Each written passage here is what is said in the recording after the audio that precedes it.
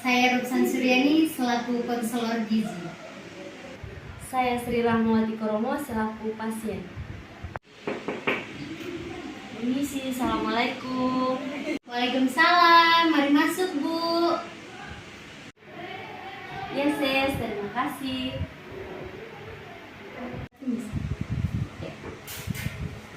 Mari silakan duduk Bu. Ya, terima kasih. Oke. Perkenalkan, saya Ses Ani selaku konseling gizi yang ada di rumah sakit ini. Jadi Bu, ada keperluan apa Bu? Di sini saya mengenai tentang penyakit saya gagal ginjal. Dengan Ibu siapa? Ibu Rani, umur 45 tahun. Udah berkeluarga, jadi punya anak lagi. Iya, saya sudah punya anak dua. Oke. Jadi tadi bagaimana Bu? Tadi sebelumnya saya sudah bertemu dengan dokter Imran. Kata dokter Imran disuruh ke ruangan gizi untuk bertemu dengan Sis Ani. Oh, bisa saya lihat suratnya? Siap. Iya. Kalau dilihat dari suratnya ini gagal ginjal ya? Iya. Penyakit gagal ginjal. Gagal ginjal. Oke. Sebelumnya Bu, saya ingin bertanya keseharian Ibu di rumah atau pekerjaan Ibu.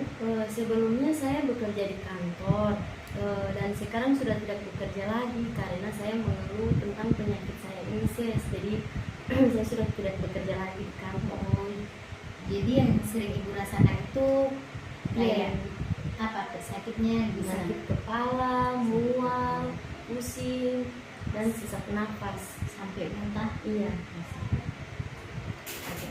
Jadi sebelumnya di sini sebelum kita masuk ke ini, apakah Ibu udah tahu apa itu gagal ginjal? Belum. Oke, jadi saya jelaskan sedikit ya Bu. Jadi gagal ginjal itu merupakan kondisi di mana satu atau dua, kan manusia itu ada dua ginjal, di mana satu atau dua ginjal itu sudah tidak berfungsi dengan baik lagi. Terkadang gagal ginjal bersifat sementara dan munculnya juga dengan cepat.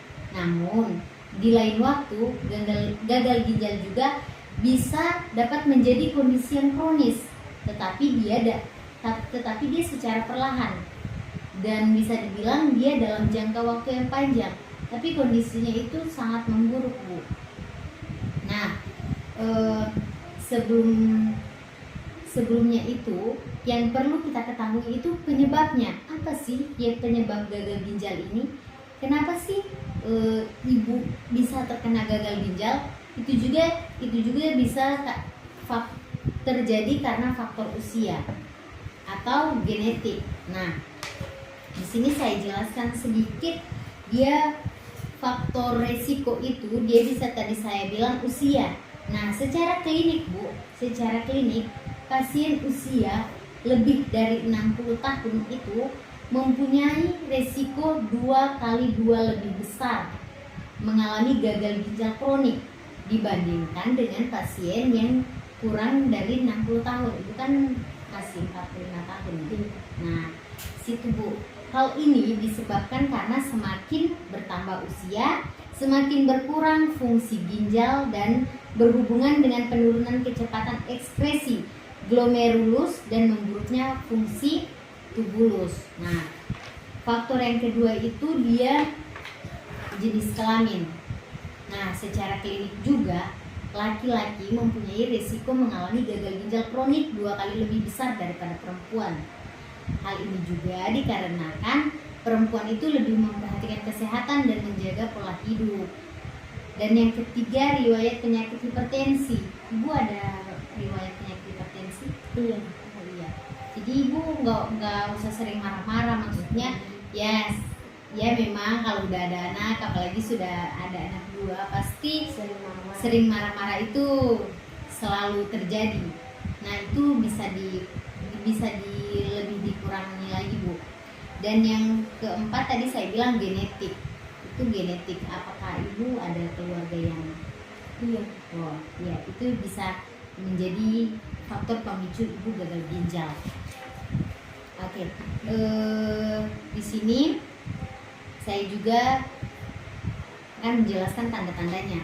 Nah, tanda-tanda yang ibu maksud tadi itu memang sudah masuk di gagal ginjal, sakit kepala, sesak nafas, udem paru, hipertensi. Nah, itu saya bilang kontrol emosi ibu dari sekarang. Dan mual, muntah, pucat, ibu pucat, baru kulit kering, kulitnya kering, Bu. Iya. Ya, itu merupakan tanda-tanda dari gagal ginjal. Nah, bahayanya itu dia bisa ke pernafasan, gagal pernafasan. Kalau dia udah sakit, kita susah untuk mengontrol pernapasan kita. Dan yang kedua bisa ke jantung juga. Nah, bagaimana supaya ibu itu lebih bisa, maksudnya bisa mengontrol lagi penyakit ibu itu ada dibarengi dengan olahraga. Nah, pencegahan gagal ginjal itu yang pertama aktivitas fisik. Iya, memang sakit ibu udah sering, maksudnya sudah tidak terkontrol, sakit kepalanya, muntah, itu sudah tidak terkontrol kan. Nah, tetapi ibu tidak boleh sering tidur, maksudnya ibu harus sesekali bergerak, walaupun cuman berjalan 15 menit sehari. Maksudnya di pagi hari bangun tidur ibu berjalan kaki, ajak anak-anaknya atau memasak, biar cuma memasak apa begitu. Ibu pakai pembantu ya di rumah? Iya. Ya, itu maksudnya kalau sesekali bantulah, maksudnya ya bergerak sedikit, minimal mengeluarkan keringat.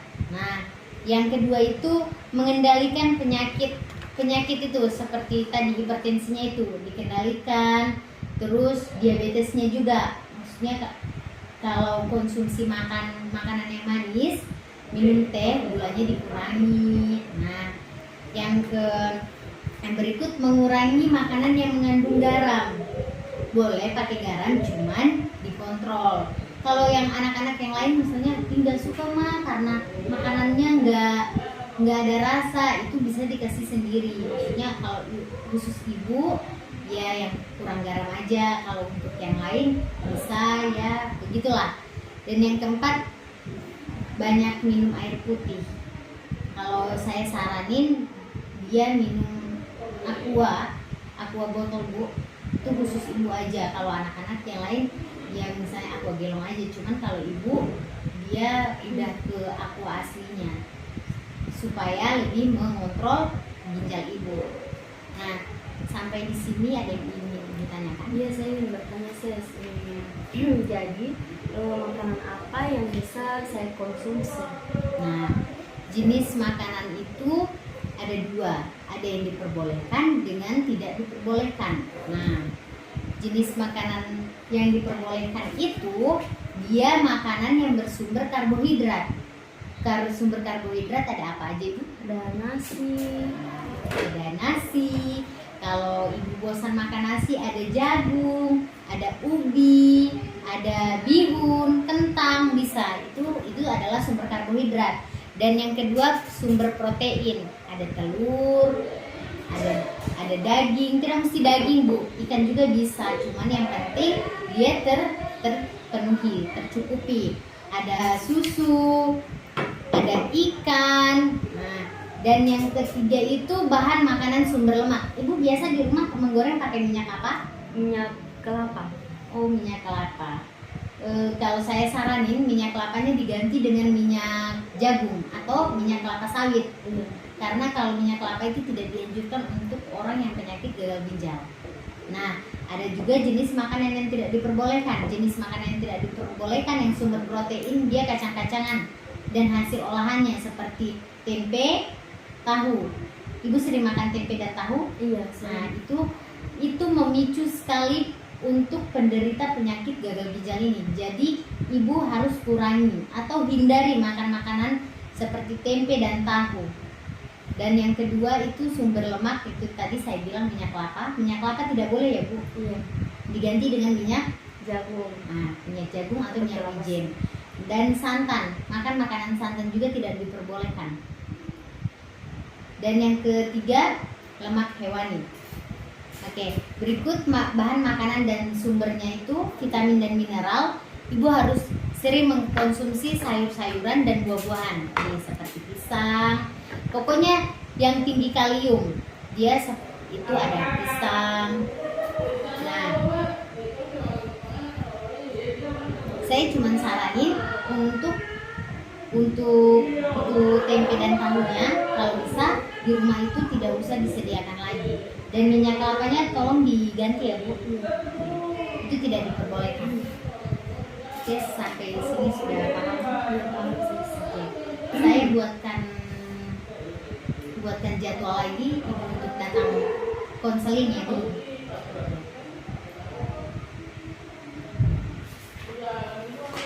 Oke, kalau bisa nanti hari Jumat jam 8 Ibu datang lagi membawa suami atau anaknya, supaya nanti saya juga kasih penyuluhan dengan suami dan anaknya biar kita sama-sama mengontrol kesehatan Ibu. Oke, ya? Oke, makasih sis. Yes.